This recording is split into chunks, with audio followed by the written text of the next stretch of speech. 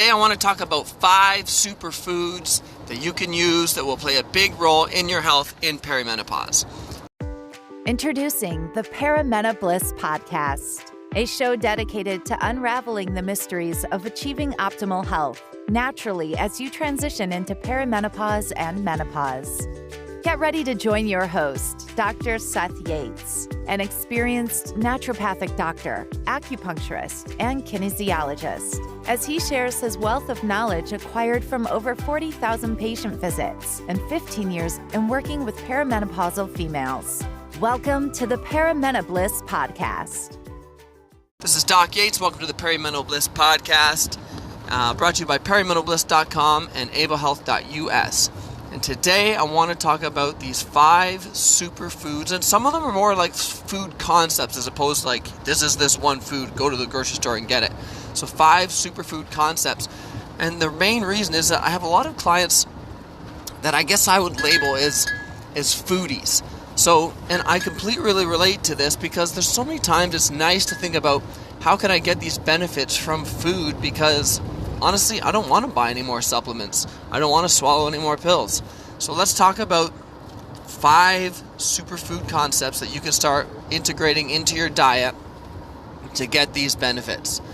So number 1 is a food concept, but it's fermented foods. So let's go through this. There is a lot of different options for this. You have your dairy-based fermented foods. This would be like yogurt and kefir, but they also have coconut kefir. Then you've got your kind of cabbage-based fermented foods. This is things like sauerkraut or kimchi. And then you also have their soy-based fermented foods. This would be like tofu, miso, natto. And then you also have like a tea base where it's like a kombucha type of fermented foods. Any of these fermented foods, and the reason I'm listing not just one of them is that it always comes down to variety. It's kind of like when people say, well, what's the one best probiotic strain I should get? And the answer is, there isn't one. You need to get multiple strains. So pick, and it's nice to have these variety. For instance, say that you're sensitive to dairy. Well, that just wipes out the yogurt and the kefir options for that. So we want to have these other options. Even things like pickles, when they still have like that mother in the brine. It's like that. It looks like you can't even see the pickles in the jar because there's this cloud around them. And I don't mean because it's gone bad, because I mean that's how it looks. These types of things can help improve and replenish the healthy bacteria that your system needs. And don't forget that these bacteria, though separate from your immune system, play a very big role in your immune system.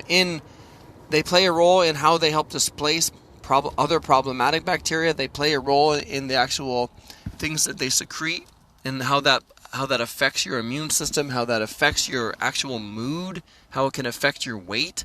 All of these things can play a role from these bacteria. So we want to make sure that on a regular basis that you're getting some sort of fermented food into your diet. And it's so easy to incorporate these things. It's just as small amounts in size. And this does not need to be a meal worth of things. It's just small amounts at a time. That's the best way to do it. And I would say it's nice when you do it as a side, because when you take it with more food, it actually helps prevent your stomach acid just from killing all of the bacteria right off when you're taking it. Like, say you take just a probiotic pill on its own without food, a lot of it's dying in your stomach acid. When you take this with food, and there's a lot of food coming in with it, then you get more of the bacteria getting into your system. All right, number 2, seaweeds. Any type of seaweeds. These are great, especially when you're dealing from a hormone standpoint, and when you're thinking about thyroid function. We want to make sure that we're getting iodine in, and it's the only way you're really going to get it, especially when, like, for where we live, in what it's called like the Gorder Belt area. There's just not a lot of iodine in the soil. You need to be getting it from the sea. So you can use iodized salt, but the iodine that we're going to get from seaweeds is going to be even better. Plus, we're getting other trace minerals with it. So along with that, you can be getting things that there's better levels of calcium, there's better levels of other trace minerals, like you can get boron, manganese, all of these things built into it. all from the sea, from these seaweeds. And for people who are on diets at the same time, you're not really getting any calories from this stuff. It's like taking a mineral supplement that's completely natural, and it can help enhance the flavor of some of your foods. Like, you can take ways you can use this. I have people, they'll take like seaweed sheets and they'll chop it up into their eggs. They use it in wraps. Sometimes you can get them as like little people who are like salty snack people. That's their thing. You can get these little seaweed chips so you're not eating potato chips, you're eating these instead. So try to figure out ways to incorporate seaweeds into your diet. Number 3, this is a really easy one, trail mix. So it's like mixing of nuts and seeds and then some dried fruits. Now the big thing with this that you want to pay attention to is that when you go to a store and you're buying pre-made trail mix, they pretty much always have all these like added oils and stuff to it. But if you go buy the individual nuts and stuff and mix them together yourself, it won't have that. So you usually have to mix this yourself, which is not a difficult task. Which is even better, actually, because you can pick your favorite nuts, your favorite seeds, your favorite dried fruits. For me, if you ever go to like a bulk barn like store and they have like the dried mulberries, really good for you. So I always like to incorporate those ones. And the nice thing with this, 1, you're getting high fiber. 2, with the nuts and seeds, you're also getting a lot more of the minerals that you won't get from regular foods, because the reason has to do with root depth.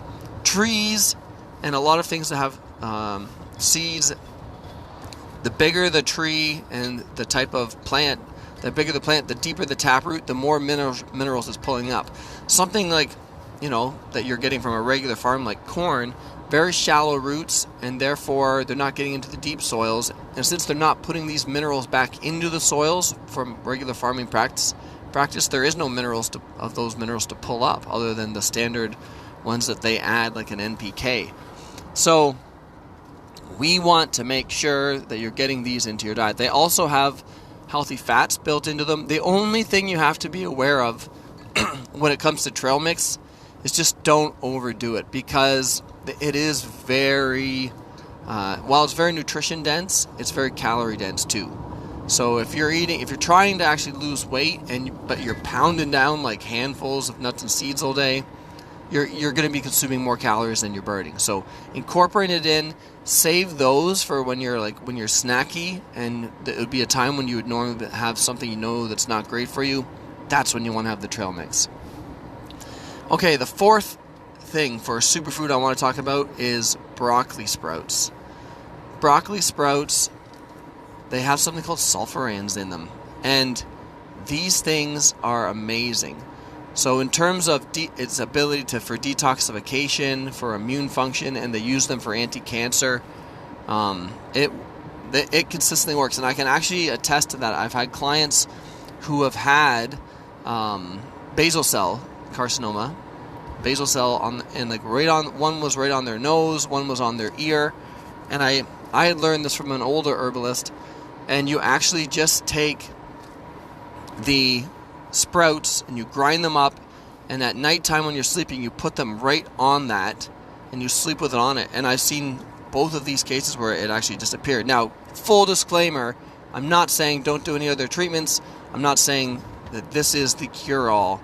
I'm just saying that I've seen it work. So I can't think of a reason why not to do it. And these things work better. They have to be broken up. And they apparently work better if they've been frozen, like anything that kind of like helps break up these cells after. So you make the sprouts, and then they're very easy to make. You can just make them in like a mason jar, and you can buy these like lids for the mason jar where it's a sieve. And the sieve kind of helps, if you've ever done sprouting before, just go on YouTube and it's very easy. You can get these very simple kits to do it. And then you can put it in your salads, you can freeze it, and then you can add it to your smoothies. But anyway, you can get these in, and you don't need much of this either. It's like, and that's the thing with all of these things, you don't need to be pounding down all of this stuff that especially if you don't like the taste of it. It's just a little bit of this, a little bit of that. Build it into your meals, build it into your food. It becomes a routine, and it's going to be way better than buying supplements anyways. The fifth thing, we're going to talk about this, is called Toom. Now, you might be thinking, what the heck is Toom? You've probably had it many times, and you didn't even know it, because it's Lebanese garlic sauce. So if you've ever been to like a shawarma restaurant or anything along those lines, you've probably had Toom. Garlic is extremely good for you. It's good for your heart. It's good for your blood sugar. It's good for circulation. It's very good for antibacterial, antifungal. And it's delicious. Here's the thing. When you get this stuff at the stores, it kind of varies how they make it. And even when they tell you how to make it online, they're always like, don't use olive oil. And then they recommend all these, what I would suggest to be like relatively unhealthy oils. But you don't have to follow their advice. You can use olive oil. So the ingredients are just this: garlic, olive oil, lemon, salt. That's it. There's instructions you can follow online. You can do this you can make a massive batch of this in a food processor in 10 minutes, and a little bit goes a long ways, and it is delicious. And the reason you want to use olive oil, extra virgin olive oil, because then you know it's not an oil that's been heated or denatured.